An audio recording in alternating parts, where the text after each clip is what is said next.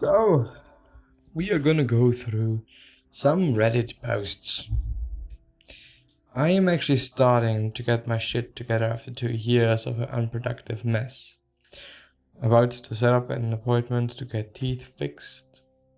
Scared shitless and afraid a small cavity is already made to the pulp chamber even though there is no signs. Got an anti-anxiety meds which helps some with general anxiety. All said, I'm still scared shitless. Starting my own business and about to go big with partners in advertising. About to go and get GED and maybe look into service or college education. Plus, I'm getting back into shape and dieting. No, all this might seem basic to you, but for me, my life has been an unproductive mess these past 2 years, and I got fucked up by a previous dentist and my best friend died. And I went into a state of depression, dropped 46 pounds below my recommended weight. I also just abandoned my social life and started half-assing my job. And yesterday I learned my next paycheck is my last. So, woohoo for me. I'm mainly making this post to look back on it. We'll probably do a monthly update of what's happening and such. Which I think is some sort of journaling and probably a pretty good idea. I like it, I really do. Over the last 2 years I have become very depressed. All I ever wanted to do is fall asleep because being awake is overwhelming. Instead of going to sleep, I just sit here in my own little world of frustration. Help me, please. Get professional help. It may be a good idea to post here because there actually are some knowledgeable people and also people that are willing to help you, which is amazing. I mean, they offer you their free time and experience and whatnot, and they're just gonna fucking help you, which is just insane and fucking nice of them and amazing and so on and so forth. But yeah, today I learned that Stercatus wings have an antibacterial surface that kills bacteria not by chemicals but by using a nano pattern made of nanopillars that shreds the bacterial membrane. How the fuck do you come to such a conclusion?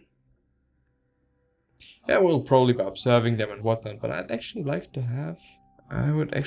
to have some sort of picture there, some sort of microscopic picture. But there is none. Thanks. I feel it needs to be perfect all the time and it's exhausting. I have lost a significant amount of weight and because of that I started fixating on my appearance. On top of that, noticing how much nicer the world is to me now that I am more attractive has hurt. Self-improvement is important, but it's become an exhausting obsession. It is destroying my confidence and is causing me to miss out on things and hate myself. I'm always having conversations with myself like my nails, skin spray tan with, and is going myself like my nails, skin, spray tan, hair, body could look better, and because it is not perfect, I am not worthy. I hate how much importance I've put on my appearance, but I don't know how to stop it. Advice. It's perfection. I also suffer from it. I've read a book about it recently. Perfectionism is something that can come from trauma. Probably have gone through one or more situations when being a child where people have given you the message that you are not good enough or not deserving of love for some reason. Maybe you went through bullying, or maybe you lived or are living with a narcissist. Perfectionism is a coping mechanism to protect yourself from criticism and feeling like you're not good enough. Because in your mind, you're not good enough. You internalized the criticism. You're describing an internalized critic who is pointing out all the things that probably aren't good enough about you. The internalized critic is protecting you from external criticism. We like to have a sense of control of people's opinions about us. For me, it helps a bit to realize when this pattern of perfectionism came from. I think that's the first step that I'm planning on seeing a shrink to get rid of the trauma. There's also therapy to help you with perfectionism. I can't give you any tips to get rid of the pattern apart from the advice to look for a professional who can help you with this, because it really is exhausting to live with an inner voice telling you you're not lovable because you don't look like this or that, or you don't have like this or that, behave like this or that. It never stops. It only stops for like 2 seconds when someone gives you a compliment, but then it also makes the perfectionism stronger because you got what you desire because of perfectionism behavior.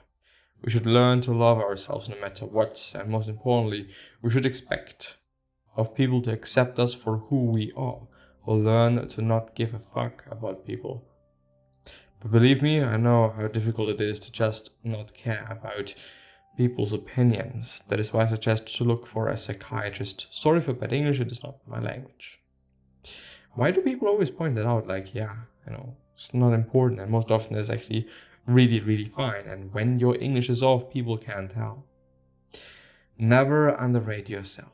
It's crazy how many people underrate themselves because of bad experience or true lack of experiences.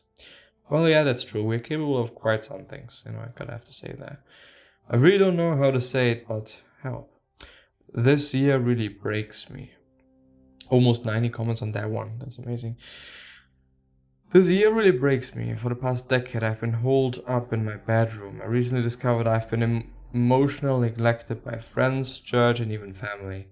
I never knew cause as the perfect Christian daughter I was doing a good job. I had friends backstab me and I never said revenge. I had friends who were teenage moms and I helped babysit and never got a thank you or a heart-to-heart conversation. As a Christian, I waited for God to make things better. In reality, I was forgotten. I'm 29 and I barely had my first relationship. My boyfriend is younger than me. I talked to him about splitting up, but he doesn't want to. He's barely starting his individual life, and I feel being a depressed person, I could and will drag him down. My life is pretty boring, and I'm not gonna look for new opportunities or new relationships. Cause, well, I'm almost 30, yeah. I want kids, but the way I am, what could I teach them? Plus, I already babysit other people's babies, so why do I do it again? My younger sibling has talent in drawing and me in cleaning, cause my mom was very strict on house cleaning. Right now I am very much okay living in my oldest sibling's house. No kids, no life, just pay bills and stay home. I already fucked up my life of wanting to be a musician. I was so focused on making sure everyone was happy. I'm not happy. I don't know why I'm even here. Why do I have this urgency of being a musician when I'm so angry at myself? I really hate myself. Hi there, this sounds really rough. Have you spoken with anyone about it, such as your doctor? In the meantime, do you think you'd be up for speaking with a therapist to help you work through some of this? Sounds like you need some help that is currently available to you. Wishing you a peaceful day. I don't trust people who are strangers. I don't know if I'm going to be part of their dinner talks with their families or a topic discussion with their friends. I'm saying all of the words and hasty thoughts cause I know what I'm posting is challenging me as fuck. Living or being joyful is challenging, but thanks.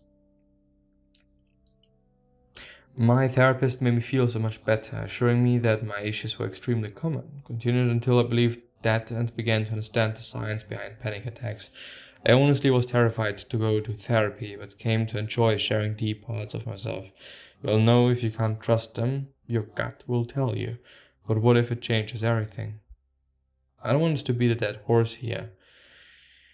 But these guys are right. You're valuable and you've got a purpose. Sometimes our brain tricks us into thinking things that are deeply negative and incorrect, and that can be a really slippery slope. I hope you can love yourself one day soon. It's hard, but you deserve it. Sometimes when I'm really down, I want to push my partner away for various reasons. I don't feel worthy. I feel as if he's gonna leave me for someone who doesn't have depression and is better than me. So I should do it now and cut my losses. I'm a burden on him. These are narratives my anxiety tells me. I don't know if you can relate, but just make sure you're not cutting off a supportive person in your life. I hope you can find some peace. Very important point, actually. Not cutting people and making sure that you take care of your social connections. Very important point, very important part. Something that I tended to neglect myself, to be honest. something that I didn't see from time to time. Very difficult indeed to make that sure, but I really hope, and I really do put a lot of emphasis on that. Please make sure you're not doing that. It's gonna set you up for a tremendous amount of work to reverse that, a tremendous amount of pain actually, and a tremendous amount of bad time. It's not gonna be worth it. It's not gonna be good. But yeah, I'm gonna see you the next time. Bye bye.